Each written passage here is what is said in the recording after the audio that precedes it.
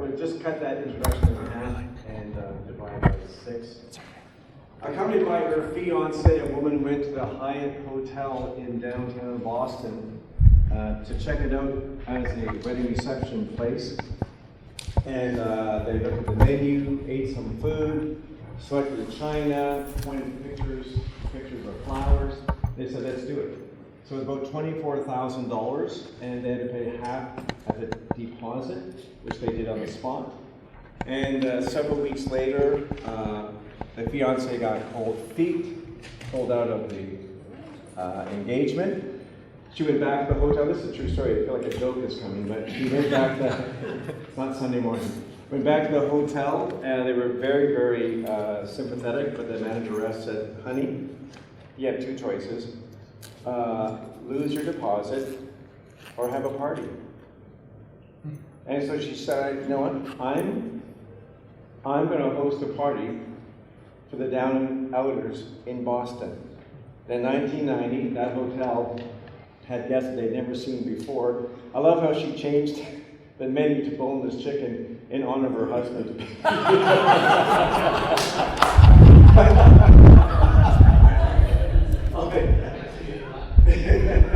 Hyatt waiters in tuxedos served hors d'oeuvres to senior citizens propped up by crutches and aluminum walkers. Bag ladies, vagrants, and addicts took one night off from the hard life of the sidewalks outside and instead sipped champagne, ate chocolate cake, and danced to big band melodies late into the night. Isn't that cool? Well, the Lord concluded a story parable kind of similar to this one with the words, then the master told his servant, go out to the highways and hedges and compel people to come in, that my house may be filled. Luke 14. For the Lord's church to be filled, we not only need to welcome people, we need to be a welcoming church, a welcoming place. And so this is more than just some consumer growth, church growth thing, but really it's a theological thing, that our God is a welcoming God. You know, when Jesus wanted to get away from the crowds, having a bit of an off day, Luke writes, when the crowds learned that they followed him, and he welcomed them, and spoke to them of the kingdom of God, and cured those who had need of healing. Luke 9. Of course, when Paul was in prison in Rome, Luke writes again, he stayed 2 full years in his own rented quarters, and was welcoming all who came to him. I think you pastors know this, the word hospitality and hospital come from the same Latin word, and it means healing. Just amazing when people come to our assembly and we show hospitality, we might be seeing a healing take place. You know that, this is off the notes, you know the Greek word sozo, we translate save, right? It also can be translated heal. For by grace are you sozoed, by faith. You're saved, but doesn't the word healing just bring a different, richer truth to it? I like that. So our God is a welcoming God, and we should be too. Hey, I doubt many of you think about doors very much, which is shocking to me, but someone calculated that we walk through 50 doors a day. And, you know, the month of January is named after the ancient Roman god, Janus, who was the protector of gates and doors, and his face is portrayed as looking backwards and looking forwards to new opportunities. Kind of neat, eh? So as you know, we have doors. We have figurative and literal doors in church. We have the front door, Sunday morning, where most people come. And then we have side doors, as you know. That's kind of men's ministry, women's ministry, small groups. And then, of course, we all have this proverbial back door where people leave. Somehow they find that door, and they just leave. Typically without notifying us. Yeah, that's hurtful, isn't it? And so I'm really hoping this afternoon to give some suggestions, hopefully a lot of practical suggestions on how to close that back door. And I really do want this isn't just going to be one way. I'm going to ask you questions. I want you to participate. I am not the expert. I was going to call it Ask the Expert. He said no. But I thought that would be very good. And so these, I hope if you can walk away with 3 to 5, that you might consider me as a new RD. This is election day in Canada. It seems very appropriate. Anyway, the church I serve at would be about 375. So these suggestions in January, it's closer to 85. You know how it works in Southern Ontario. But we're about 375. And so based on, your resources, how many people you have, your church is much smaller. You can't do some of the things. If your church is 3 times the size, you're in a whole nother sphere. So just be aware, as Ed said, that the size of church does change how you do things. Listen, you have a handout. Hey, come on up to the front. If you're still coming, we have some more handouts, I believe. And, okay, I'm not going to do a lot of stats, but I'll start off with this one. Ed started us off. Welcoming people is a never-ending process. Just let that one sink in. It's a never-ending process. So here's some stats.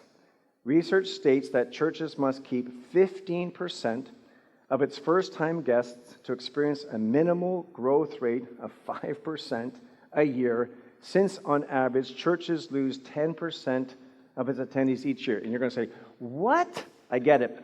Follow along. For example, if you want to grow with 25 newcomers a year, you need to have a minimum of 150 guests attend your service.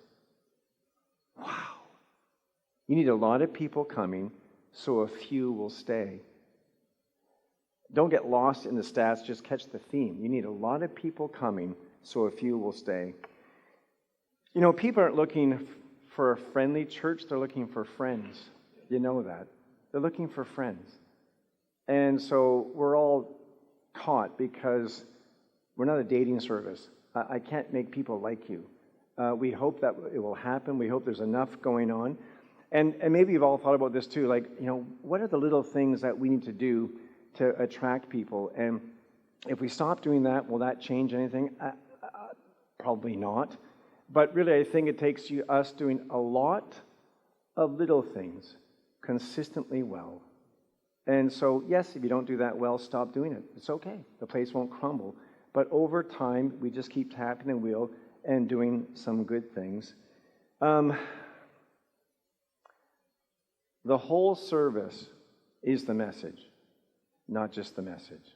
All right, the whole service, how we welcome the people path when they drive in, the signage, the music, all that stuff has a part to play.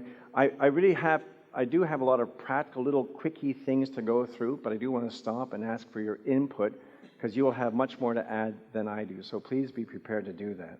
So, anyone need a handout? I think, thank you very much, Ed. There might be a couple up here. So let's talk about terminology for a second. We try to call people guests. It just feels warmer. I know, thanks for visiting. You don't say thanks for guesting, but, you're a guest with us. Doesn't that just feel more inviting? And so for us, I'm going to ask you what you call it. The place where we invite guests to go after the service, we call guest services. That feels kind of cultural. I'm not mocking you. We've other people, so where's the welcome desk? I know, names. But, there's welcome desk, welcome center is not bad. Do you have other names you call it other than just, the booth? But guest services just seems more inviting. Do you have a name that you use for your table? It's not a competition? Connection Center, very good. That's very good. Welcome Center? Okay. We end up saying refreshment center. Refreshment center. I'm just trying to think back to it. That's actually words we call it. And is it predominantly that, a refreshment center? That's what happens there. Okay. Which is the same place. Okay. We even call our sanctuary the auditorium. You don't have to do this. It's just whatever. And I'll talk about that in a few minutes. We have someone who does the announcements. We call her the host. It's just, the names are kind of helpful here along the way. Let's talk about parking lot attendants.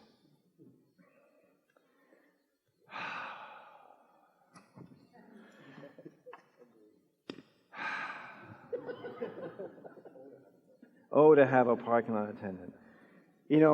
I love the church in Oakville that, flash your lights when you're coming in. They have parking lot attendants and they have some reserved parking spots for first-timers. That is so juicy. When we become 3,000, we will do that.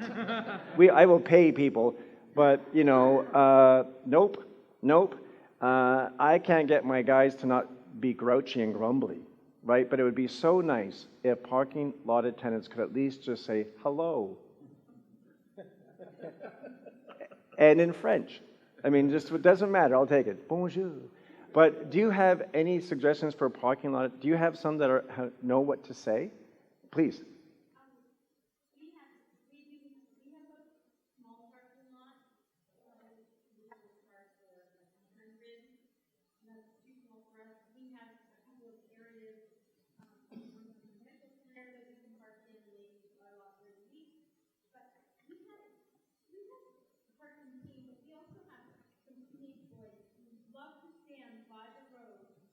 Oh, that's fantastic.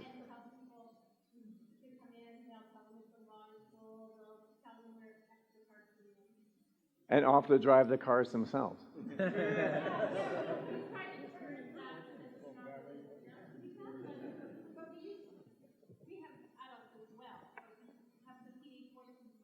That's fantastic. We're the last ones to leave church. I have 4 daughters. So the day was, okay, Dad, I know, I got to talk. So here's the keys. And the rule was just forward and backwards. Forwards and backwards. At the church park, that's all they could do. Just, okay. Anyway, pastoral stuff. I don't know what to do with them. I don't know what to do with the park. I can't get our guys to be more friendly, but so I'm looking for your help. It'd be so great that their first impression was someone say, hey, nice to have you today, as they get out of the car. That shouldn't be tricky, but in Waterdown, it is. Greeters. We had a great conversation at one of the peer groups today. It will be offered again tomorrow. You probably need the amount of greeters that matches the size of your church. They should be at each of the entrances. If you have a north entrance or a center entrance, as we do, you'll love this. So I know years ago we said, well, there should be like some key questions that greeters should know to ask. And I called just the best greeter in the world last week, said I'm doing a seminar. And so those 3 questions that we ask people to ask, how's it going? Yeah. She says, I can't get greeters to say more than hello. I go, you're kidding me. So this is real life. I'm not the expert up here. I go, oh, you're kidding me. She's the best. There's maybe another couple, but people just want to say hello.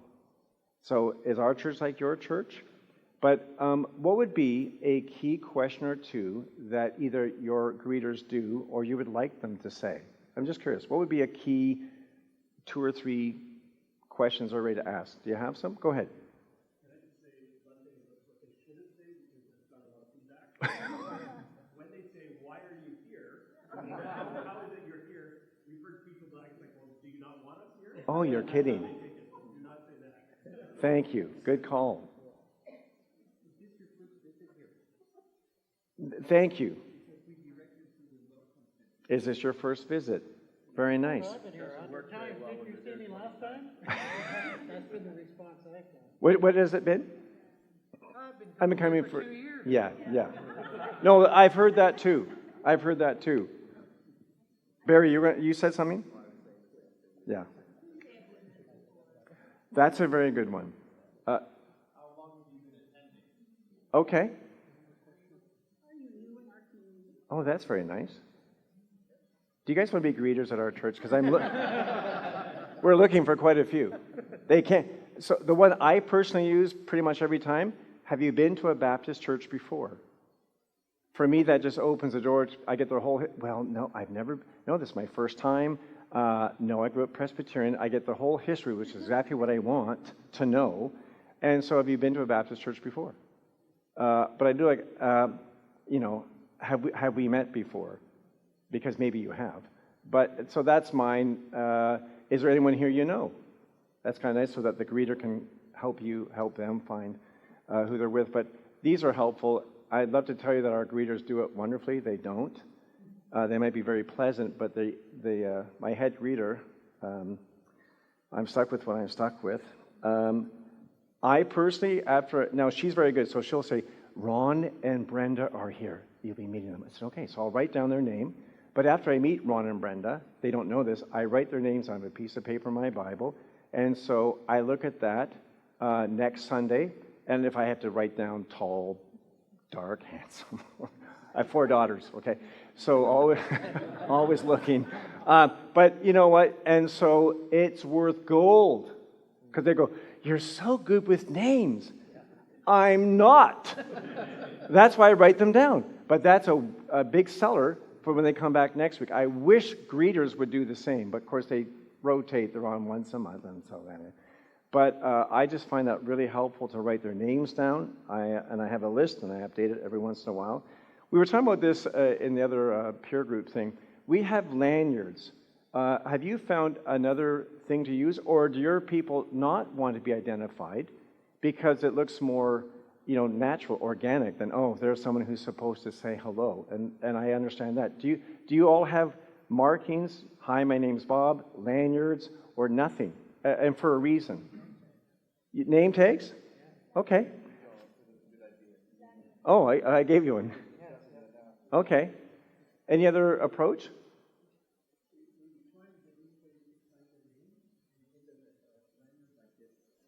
That has their name on it?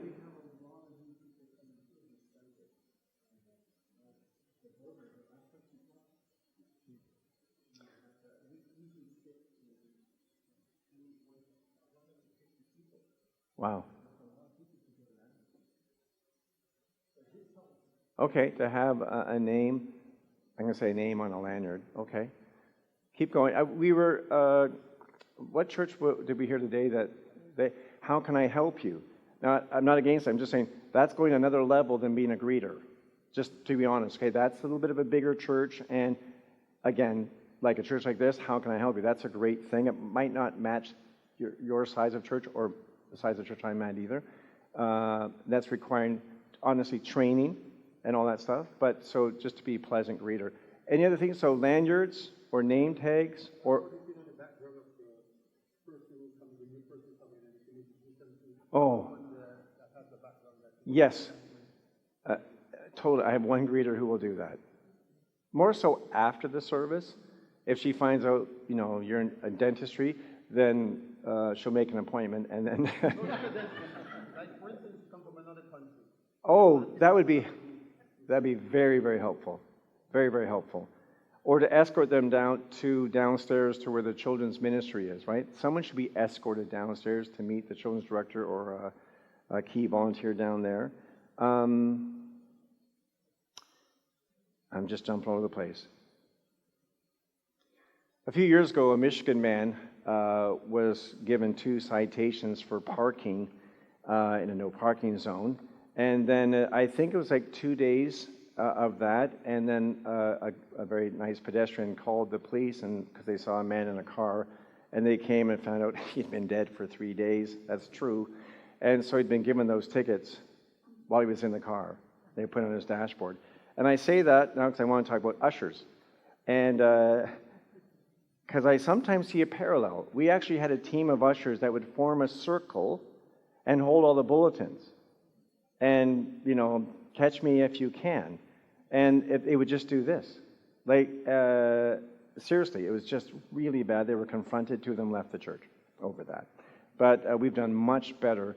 But greeters, are the first line to welcome, to be friendly, and if possible, escort them to the right people or place. And ushers, what do you think ushers should do? What should they do? Smile.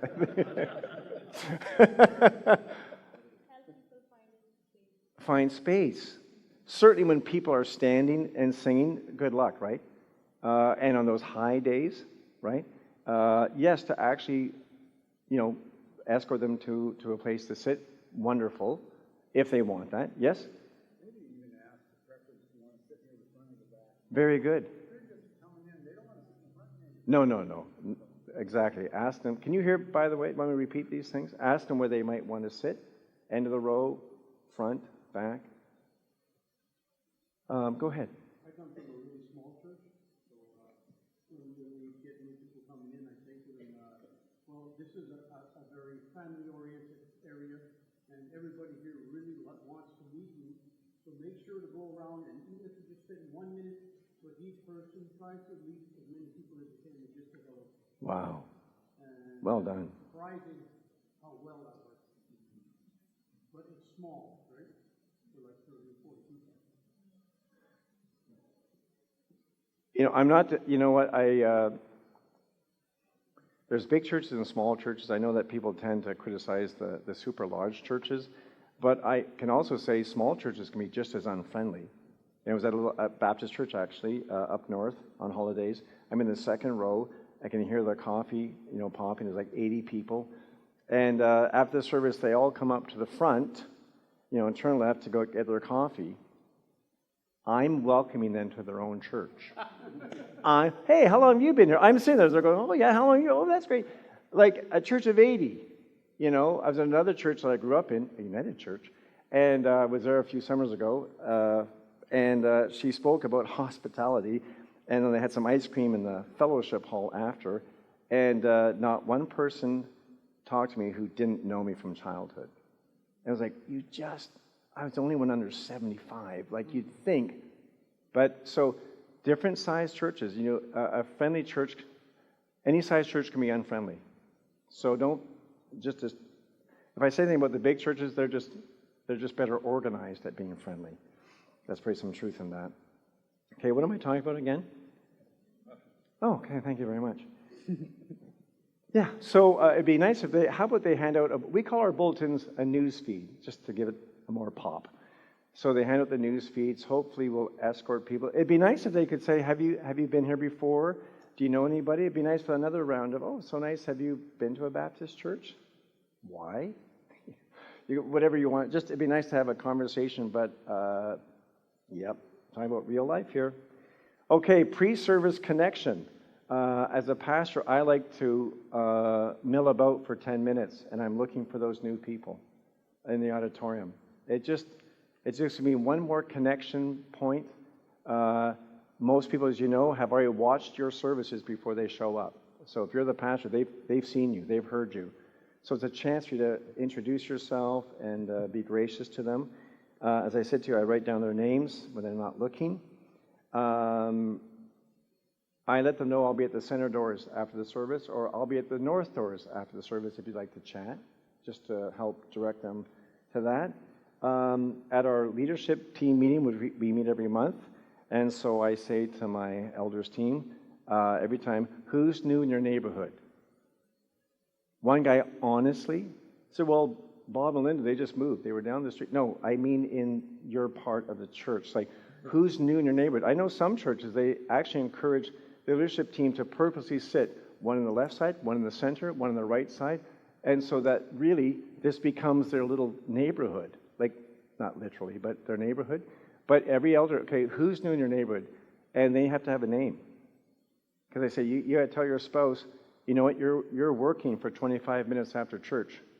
You're looking for new people to welcome. You're looking for people that you know are struggling to go and pray for. So it's on you. You're the leadership. Be shepherds. So they know it. They got to have a name as to someone they met. And they should be owning that too. All right.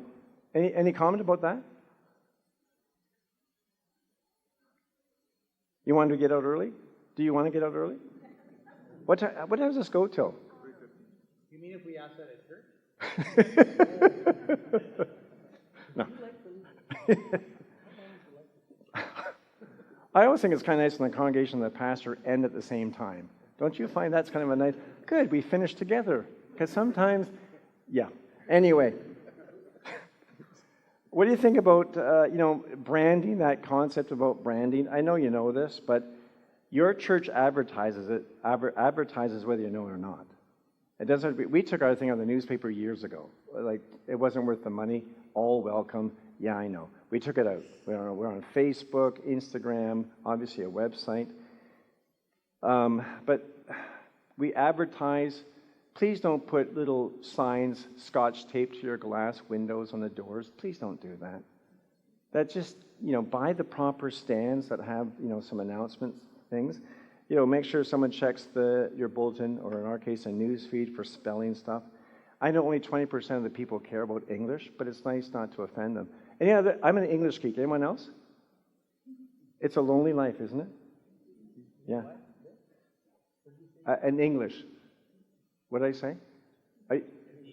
He's an English geek. I'm an English geek. Get the word geek, thank you. That's what I was trying to get. See, my English isn't very good. Me and my friends, that isn't said in my house. My friends and I. Anyway, again, it's a very lonely house.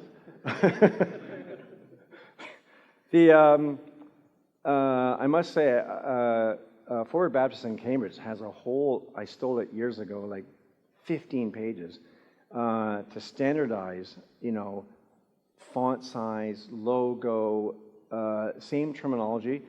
I mentioned our guest services, sometimes the host.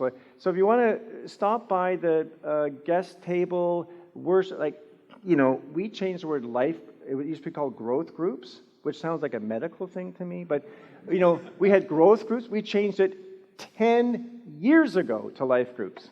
And even last night, whatever it was, I'm praying, Lord, we thank you for our growth groups. I go, I can't.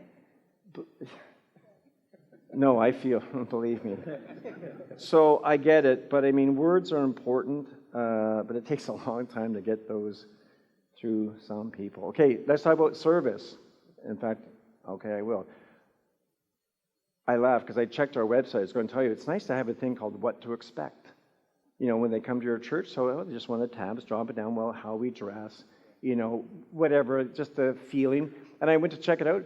We don't have it there anymore. I wanted to impress you with how nice it is. And I don't know who took it off. Maybe it was me, but, what to expect when you come to church. So just remember the first time you'll be asked to stand or sit. We had Sunday school, it's still not a bad thing. I don't know what happened. The new sin is a blank screen, like the one behind me. Never have a blank screen, ever.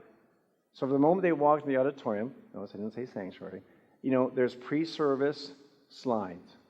And we don't take an offering anymore. I think 70% give online. And we still do this, but even if we did an offering, I might have quotes from Anne Graham Lotz, or insert quotes with Bible verses, or play like what I call a worship prompter, worship media, skit guys, that every minute needs to count. So even those days when someone will play the piano, Helga, and play the piano, and you take up the offering, and we just sit there. No. There was something on that screen to take advantage of every moment. When you put stuff in your bulletin newsfeed, and people, this would be a koinonia fellowship at 7. Okay, you got to explain. Always say to yourself, if they're new, they're not really churched. So in a sense, our newsfeed is kind of boring because it's always directed to new people. I know we have stuff in there for ladies who come to regular meetings and stuff, but they formed a thing called the M&M group. What is? People still say, I hate these names. So this is for Mr. and Mrs. and Mrs. So I have to put that in there because if you're new, I don't know what M&M Club is, and so youth for ages 9 to just if you are new, that news feed should explain what needs to be explained.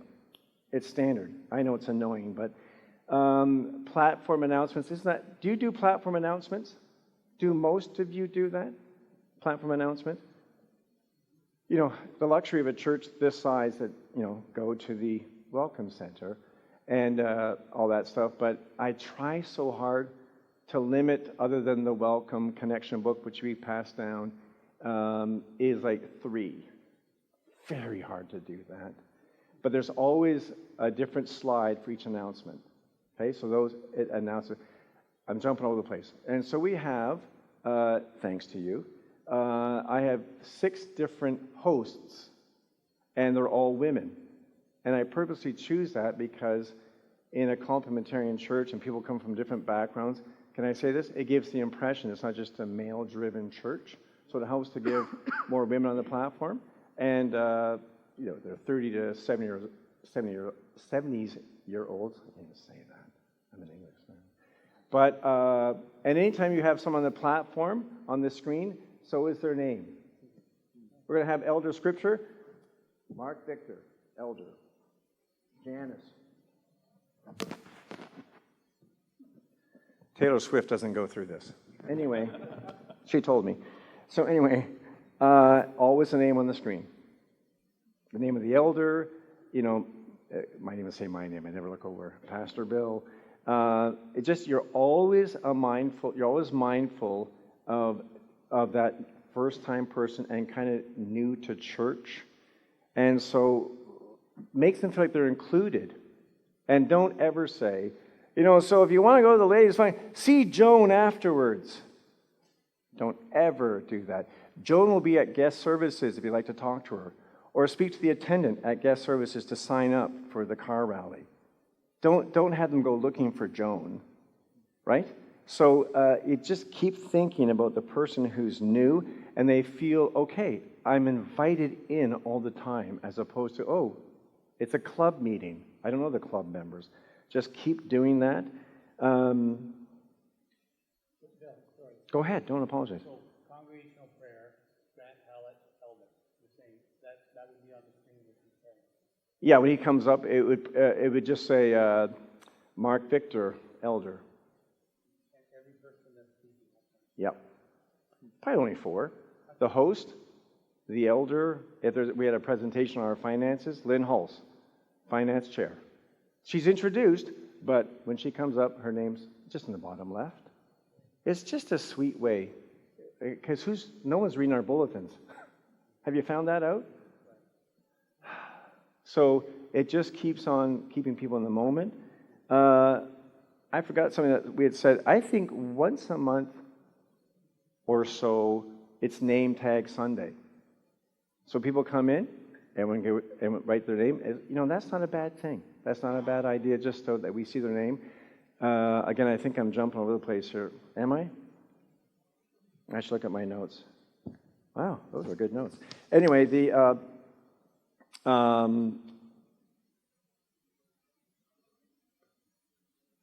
guys need an intermission? You guys need an intermission? You're okay? Okay. You need to stand, do some stretches? Cookies? So we had this connection book.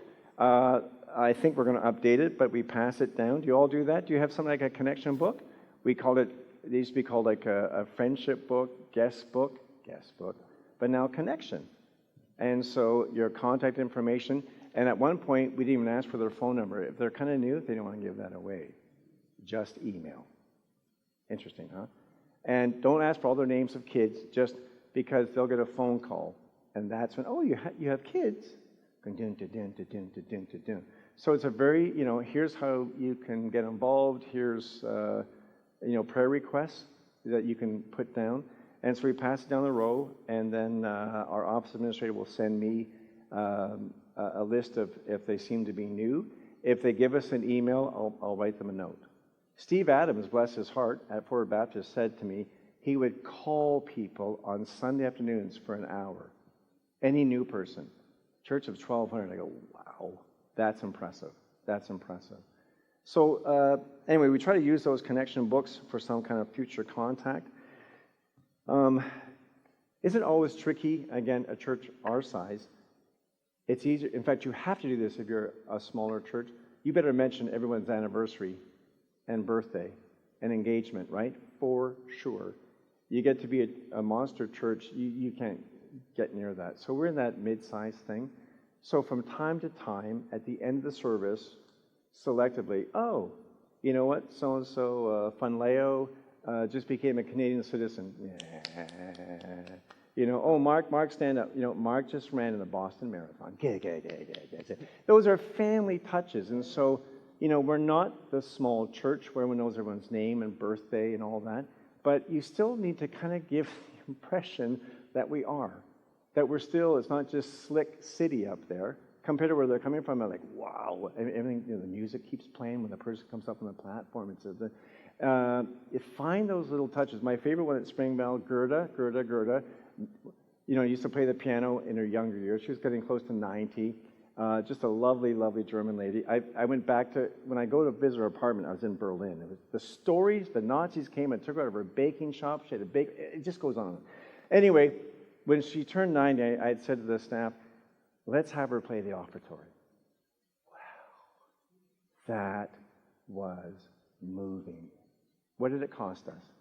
And we can't do it But that was monumental for her and for us. And so, yeah, I think, can I say mid-sized churches have to really work at, hey, because we had a young couple yesterday who come from a big, big church. And I know because that church is too big. They're looking for community. They might not like ours, but there just has to be those moments of humanity in our services. Again, I'm not getting lost in every birthday. People want me to say way too much about that, but there is a place. Have you done the meet and greet thing, where you have people stand up and meet and greet halfway through the service or something? You've done that? Has that gone well? Yeah? I'm not saying not to do it. I read the book by Susan Cain. She's on TED Talks called Quiet. That's a very good book about introverts. It was recommended I read it. And to understand the other side, you know what I'm saying? My whole family are introverts, but one daughter. It's just so lonely. Anyway, so all introverts. Introverts hate that. They hate that. So my wife hates that. I love it. Don't rush me off. I'm working there. Hey, so we just do it maybe 4 times a year. It just feels like today's the day. So we do it sparingly. I still think there's a great chance for that. It works at least for half your congregation. But I would say be careful. People, and after COVID, don't touch me, don't get near me, all that stuff. Okay. Go ahead, please. Please do.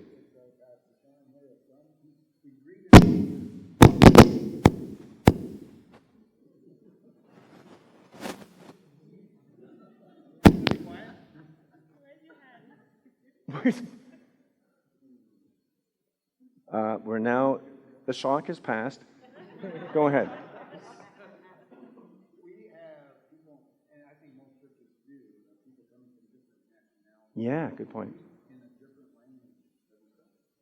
Wow. Now, 3 out of 4 Sundays, let me put that way, in a different language. That has been very cool. Thank you. Sean, go. Either in a language present in our congregation or in our community. It also reminds us that there are people in our community that we haven't met that are from these backgrounds. And if you look hard enough, even if your congregation is majority white, you've got Dutch, you've got German, you can start doing that kind of thing. And it's for some people who are even new, they find some it touches them a little bit when they've been here a few weeks, and then as kind of a welcome to them, we've included their language. Oh, wow, that's impressive. Sean, that's really, really good. Good, well done. Yeah. Okay. That's a church in Toronto. Yeah. I was in a church in Irvine, California. My mom was down there, and they, during the early service, the pastor said, "Hey, is there somebody that's new here?" Like actually invited. Wow. Identify themselves. Yeah, and that's what I did. We did it for her. But then he actually said, "Well, welcome. Where you from?" And I said, "Canada." And when I left the church, they had a brass band outside playing my national anthem. And they make me have it. We just got in a larger city center where you've got what we're talking about here. It struck me so easily. I just thought that was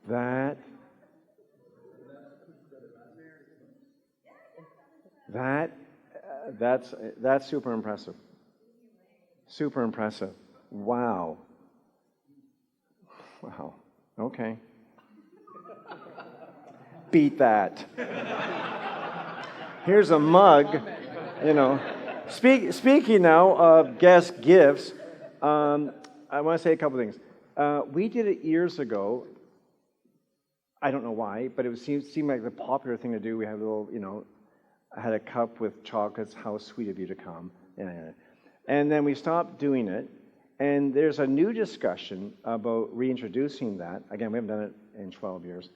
Because one thought is everyone goes into the lobby, for the refreshments after. And if you're new, it's like the sea of humanity. They don't want to go through the crowd. So we thought, well, if we if we had a little teaser to get them that they'll go and pick up whatever, chocolates, then is it worth it to do that? And of course, worth it to get that attendant one more round of, oh, you're new here. Who do you know? Ba, ba, ba, ba, ba, ba, ba, ba, ba, ba. And so to force one more round of connection, because your own people won't welcome them, you know that. So they go to guest services. So we're just talking about that, or putting a little table by the center doors, forget the gift.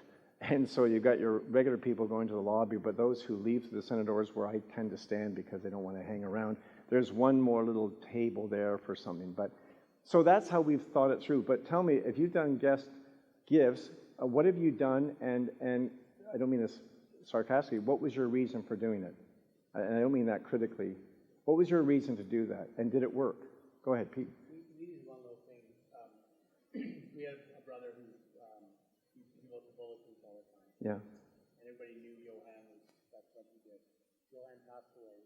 His family donated, I don't know, $1,000 or something in his name. What could we do? What we did is we went and bought every reasonable book we could find on DVD as low as you possibly could. So it's a truckload of books. I went to Vistaprint and put a little in memory of Johan Lang. I put the sticker in the front of that book. And those went in our giveaway gift bag. Oh, my. Yeah, I get choked just thinking about it. Because I think That's nice. this grumpy old goat at the front door who used to give out the bulletin. But the moment he would give it out, he would light up. And I thought, okay, there's some little connection here that even though, you know, someone wasn't the perfect this or the perfect that we remember them, we care about them, there's a connection. And there's just another 2 sentences I have to say when I hand that gift bag. Yeah. By the way, that's what You know what? That's really thoughtful. Well done. Go ahead. I'm at Calvary Baptist in Oshawa, Yeah. and a couple of years ago when I took over the operation, I noticed that we had a lot of people in the summer, so we were using connecting cards. We then built a connection room and did everything with technology. And last year alone, we had 693 new visitors. 693 new visitors went to the connection room. They get a gift. They get a cool water bottle thing. And we have a team that does that. But when we capture information, through the week, we have 3 people on a team that follow up with that, so that we are following up with Good for you. new leads each week. Wow. So we've had 300 people stick from the 690 because of the 3. Very good. Those are very good ratio. Wow. Again, gifts, what you've given, and in a sense, why did you give it? And did it work? Sorry. Yeah, so we just do like we used to do a card, but then when people do it, like they grab them and stick them in their pockets, we didn't really got one. So we like switched to like a bag, and then inside we have like a connection card, and then like a $5 PINs card, and then. So am I loud enough? Yeah, can you hear him? Okay, sorry. I'm sorry. I can be louder. But so we put the PINs card and then the connection card, and then like they can use the right now media things. So they can, Yeah. We put that stuff in, but the bank's just been good because then they carry it around, and then just more people connect. Like, Oh, wow. That's thought through. Well thought through. Yeah, so that's been very successful. Well thought through. These are great ideas. Go ahead, Sean. We do a bag filled with a few things, a notebook, a branded pen, pack of gum. A couple of the things in that welcome bag, though, are actually meant for someone to share with others. So when they get the question, where'd you go this morning? How was that church that you went on? Oh, my. They carry it back to the dorm. So one of them, for example, is this card that has information about our services, small groups, and a little map on the back that I digitally edited out the church across the street from. and included the field behind the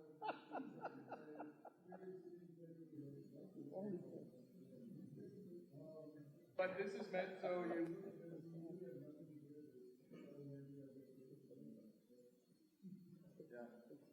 That is fantastic. Illegal, but fantastic. Totally plagiarism. Go ahead.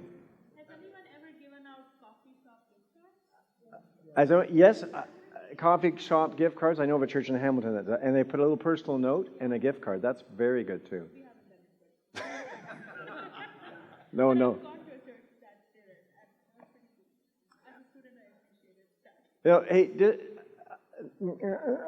it feels kind of You don't need to put, my opinion, your church website on the pen. They know where they were. They know. We have an Awana thing, and she had it made up. It's on our sign and even our website. I go, have you ever stopped and written out www. You just type in the name of the church. So it, to me, just, here's a gift for coming. They know who gave it. They know how to look us up. But anyway, these are really good. I'm going to keep moving unless, go ahead, sorry.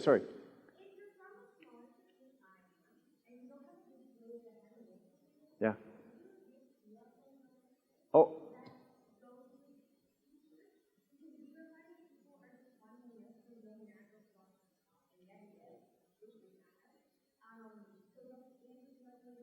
That's great. Oh.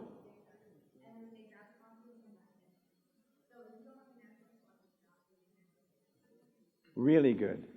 These are great ideas. Thank you so much. Dessert nights or what do you call them? Dessert lunches, guest lunches. So we've gone through the whole cycle. So we used to do the Sunday lunch. I personally, after a while, went, it's now 12, 15, or kids are running around. Everyone's been at church too long. It feels kind of institutional. This is just me. And it was like, that's kind of a bore fest. And so we took a break from that, and then we decided, okay, how about my wife and I? We will host a dessert night at our house. We do it twice a year, end of May, end of November, have like an elder and spouse, as youth pastor, worship director, my wife, the best greeter, and we'd have 15 to 20 people. And I'm telling you, I'd say just come from 6 to 8. They wouldn't leave. It was because they're meeting each other. And so it wasn't so much, here's the history of our church. We just, it's kind of like getting to know you thing. They would talk in our kitchen for an hour with the name tags, and then we bring them in the living room on the floor, sitting upside down, the whole thing, and just getting to know everybody. It was fun, little 10-minute commercial of the church, and then they would stay. That was really good, then COVID. So then we switched to, we'd have people on our back deck every other weekend in the summer months, spring, fall. And I really liked that. The downside was we got to know them and they got to know us, but it's too me-centered, right? I want them to get to know other people. So even though it was deeper conversation, it was like, which one is better? And we've just kind of put a pause on that. My wife and I just like, not sure what to do going forward. But what have you done that has really been good? Yep. We used to have Newcomer lunches where we would invite our ministry leaders to kind of present ministries and kind of a little bit of a formal program in the Newcomer. Yeah. And in February this year, we had a volunteer appreciation one night, and then we had a Newcomer lunch the next day. But we did it, and everybody was tired, and we decided we were just going to do very simple. Meatballs and rice, and Caesar salad, and it was mostly our staff, and we invited some people from some church members to come up, and we didn't have a formal program at all. Everybody just chatted around. Wow. And we had another one just yesterday. We had like 40 new people since February, and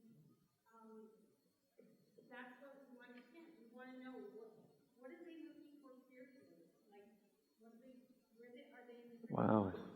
And we want them to know people. They'll get to know programs. Exactly. Along the way. It's the relationship that Yeah. we have decided now to focus on is relationships, not programs.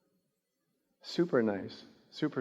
And can I just say, too, the fact that we didn't have to be us, but it's just nice if it's a house because it feels more personal than come on to the church at 6 o'clock. Now, we didn't have their kids come. Just can't do it all. But that seemed to be more of an incentive to come to someone's house. And they would know my wife and I just because we're on the platform. And so that was a nice way to do it. But I'm going to go ahead. So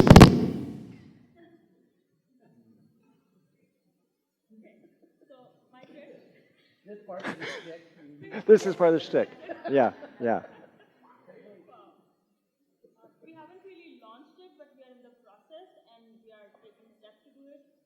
We want to take the burden load off of staff Okay. So that staff is not responsible. Well, you're welcome to. Staff is welcome to do these newcomer lunches, but Yeah. we are trying to identify people in churches which are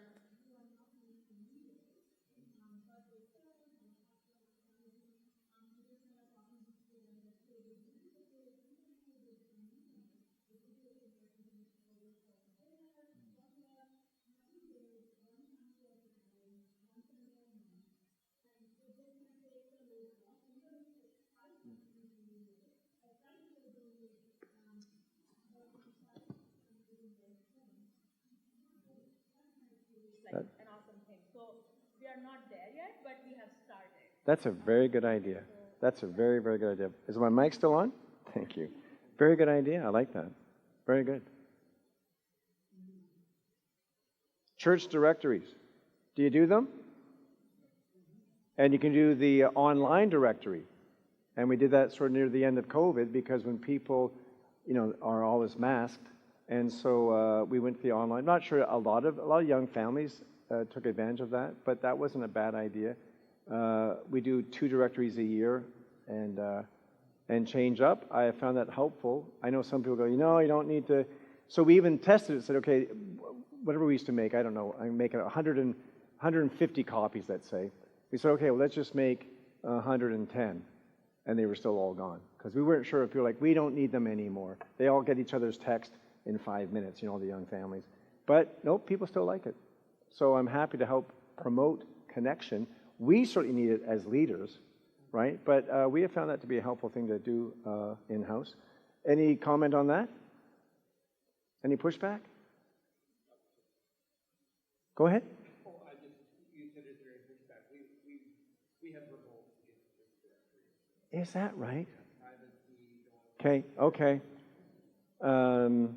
There'll be somebody who just. we did it for years, and then it just became. I get it. That's your context, and for whatever reason, we'll have some people just their name and their email. I don't know. There might be 3 of those. I go fine, but that's too bad. And if that's your environment, you have to live with it. Possible. I've been part of 2 churches where we had the wrong person get their hand on the directory, and personal email, personal call, and all kinds of things. That's too bad. Yeah, and I don't know what to do about that. David? Sorry. Tim. Sorry.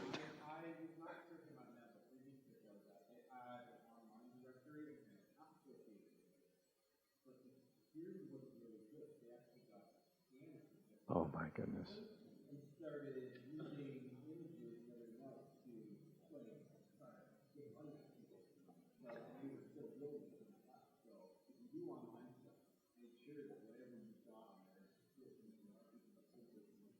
I think there was a little party that was behind that. Anyway, moving on. So you do the alpha thing. Okay, who wants to change? So you're doing the alpha thing. You're doing the alpha thing, right? Offering that. And so we've tried different ways where we say to people, if you want to watch the videos yourself at home and then meet with somebody, after you watch 1 or 2 or 3, that didn't really work. We've also posted, hey, we're going to offer an alpha on Thursday nights. And I've said to people, just say we're offering an alpha. If interested, let us know. And form the night based on availability. Because you do it Thursday, oh, I can't make it. And now, more recent one, we've just gone after people. So my wife's going to start an alpha group next week with 11 people. Just went, hey, you know what? Yes, I'd be interested.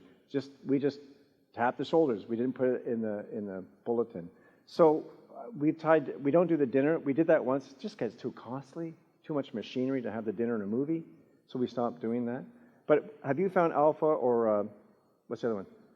Christianity Explored, sorry. Have you found that to be a very helpful thing in your church? No? You've heard of it? Yeah? Okay. I feel like I'm losing them. Do you feel that? Hello? I feel like... He lost him. Oh, I lost him. There's a guy named Keith Wendell. He served as an interim pastor at Living Grace. We had him over at our church. He actually helped to put together some of the alpha course before Nick McDonald was from the same church. Oh my goodness. Yeah, and his name is Keith Wendell, and he actually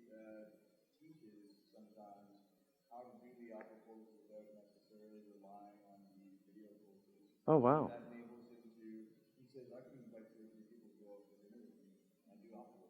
Oh, nice. Very cool. Very, very cool. You know, something we stumbled onto was a fundraiser on Super Bowl Sunday years ago, and then we shifted to not Super Bowl Sunday. You get the play on words, Super Bowl Sunday, the soup. We'd have soup after church. Now we just have Super Sunday, 3 times a year. Simple, easy. The kitchen does it. We had people bring their own crock pot. Is that what you call them? Crock pots? We blew the fuses. 18. So now people are more, you know, who made it? How many dogs do they have? So we do it from the kitchen. And you know what? It's such a Super Sunday. Hey, just hang back for soup and a bun.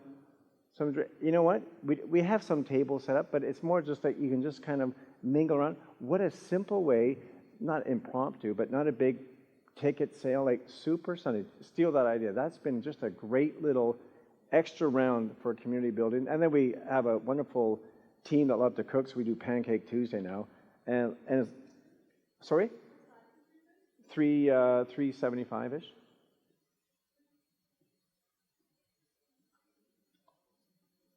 In my mind, it's like 800. But if I count all the people online, no, it's the other invisible people, about 375. So that has been a great little thing. We do Anniversary Sunday picnic outside. We have 10 acres, and we do a fall after church barbecue thing. So we have the property. That's kind of nice. But I'm saying simple, Super Sunday. Wow, what a great thing that is. Just a little bonus round. Okay. That's all. It's exactly 1 hour. Any other comments? Any questions for each other? Any idea that has nothing to do with what I've said? You go, that's been a great thing for you. We talked in another group that some of you have training nights for greeters. I'm going, that's fantastic. I've never heard of that at our church. We don't have a policy binder on that. We have some expectations, but they don't have a training night. But I commend that. But other things that you have done that you haven't heard about this afternoon, that's been a great thing for you. Please share it. Go ahead.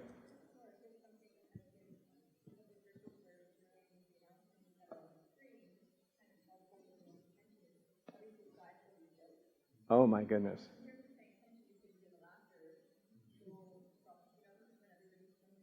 That's very good. There's no such thing, but that's okay. That's a very good idea. I like playing the skit guys. Skit guys for Valentine's, Mother's Day. We have people send in, like Mother's Day is coming, right? So we used to have people for 2 weeks take their picture. We did it at Springville. And then we make copies, put in their mail folders, which was fantastic. And then COVID. So then just send us your pictures. And now that's what we do. So we don't have quite the professional, but you know what? Then we put it into a PowerPoint with the music. It's a really sweet way. Again, they're not members necessarily. They come 3 times a year. It doesn't matter. Send in a picture. Again, it's just this inviting people to celebrate Mother's Day with the pictures of their mom, grandmother, and their kids. What a simple thing to do that doesn't cost you anything. So now they send us their pics. Father's Day, Mother's Day. Oh, it's coming now. Quick, other stuff. Well, one thing we've discovered, it's actually quite simple. There's a app, I can get you the name, I don't use it, our worship guy does. And he gets a voice, and he just takes Chat GPT and downloads, copies and pastes in the chat what we want said. And then he picks a voice. You can pick Morgan Freeman if you want. Like, you can pick whatever voices you want. And then he picks just some background pictures and videos and stuff like that. And he doesn't actually do it. We just have a person in the church do it. And the beauty is your announcements are often where people tell information that doesn't need to be told, forget to tell information that does need to be told when it's live, and go longer than it should. And so it's very simple. I was shocked at how simple it was. And we do video announcements every Sunday. And, you know, it's not because we're a big church. It's just because we use an app that's really simple to use. Another thing that one of our person does, who's connections, she's volunteer. Fun groups. So we had a girl going, I'm going to be at this park on Tuesday morning with my kids. Anybody want to come? And people will show up just because there's somebody going for a walk and they'll organize it, because they do it all the time anyway, or going to the park with the kids. Wow. And so I wish we got more of that, but when we did it, it was actually simple. People just know where to show up, and they kind of connect with new people. Fun groups, just stuff you're going to do for fun. Go to a movie. Hey, we're going to a movie, 50 Shades of Grey. yeah, that's the one you got to be watching for. But hey, we're going to go to a movie. Meet this person at this place at this time, and we'll all go and go for coffee after. How many do you use Instagram? Is your church on Instagram? Yeah. That's a key thing. My daughter's doing our Instagram. She just got a software. I wish I knew the name of it, which makes it really professional. You still have to do it, but it provides the background with the moving things and all that. It's very, very good. So she tries to get either, like she had it worked out, I forget, 3 times a week. So one's a quote, something else, and try to get just a picture of someone from our church and just give us a quote. Oh, I love the children's ministry. I just love, the church is so welcoming, whatever, just a simple thing. And I say, don't just get young families, get the whole gamut. And so that's been a nice new launch. And again, people just find each other on Instagram. Maybe not your world, but there's another world that they do. And it's free. It's free. Okay, I'm doing the talking again.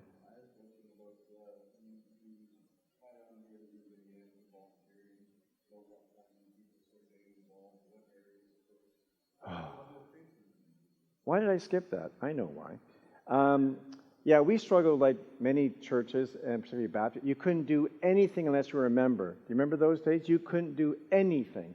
And so I would say it's taken 10 years, and so pushing the leadership to the point where only the positions in our general operating bylaws, elder, deacon, finance team, and is the word officers, legally speaking, anybody else can do anything. They need to sign after, I think it's 6 months. You can be in the worship team, be part of a small group, or lead a small group, but you have to sign. We call it membership light, Yes, we believe in Jesus. I'll be a good boy, good girl. I'll respect the leadership. They sign it. That's our quality control, not perfect, to allow people to serve. So we've chipped away at that, and people don't want to become members. You know that. They just aren't jumping.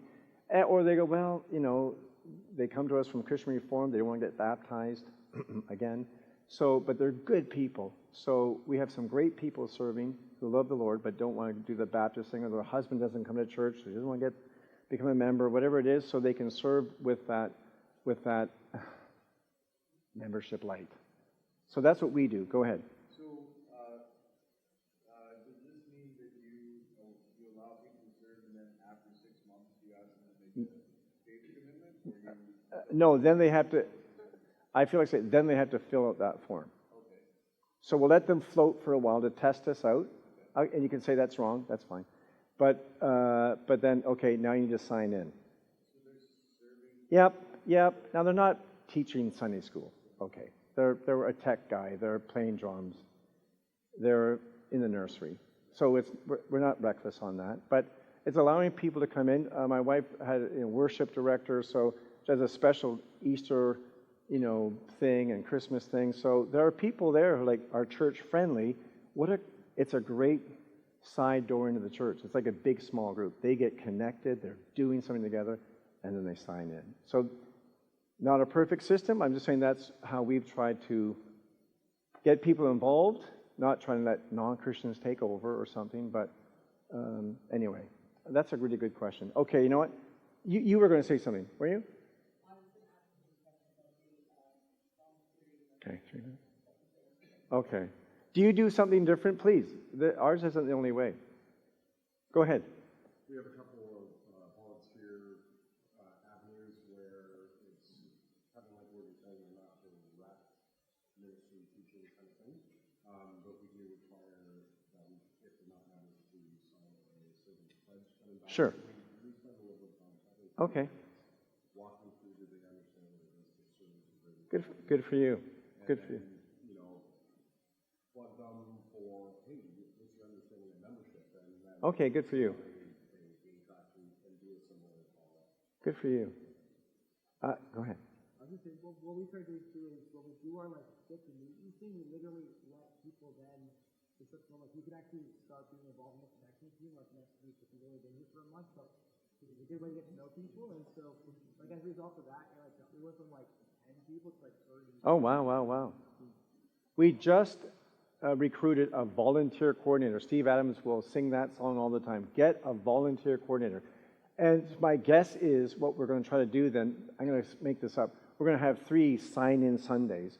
After church, when you're having coffee, we'll have some tables, have a yellow sheet, 2 sides. Here's my passion, here's my talents, here's my hobbies, here's what I do for a living, blah, blah, blah. Not your, yes, your spiritual gifts, but way beyond that. And then she will start going, okay, where we could use, and may not use them, as it were, until we're doing some building thing, like, oh, you're a painter, you're a plumber, so it's not always about, can I say, just ministry, but you're administrative, well, we could really use your help or whatever. We don't always have a committee for everybody, right? So that's just new for us, so we're looking forward to getting more people plugged in. There's some people in our church, we have no idea, you're a drummer, you might not know that for 3 years, right?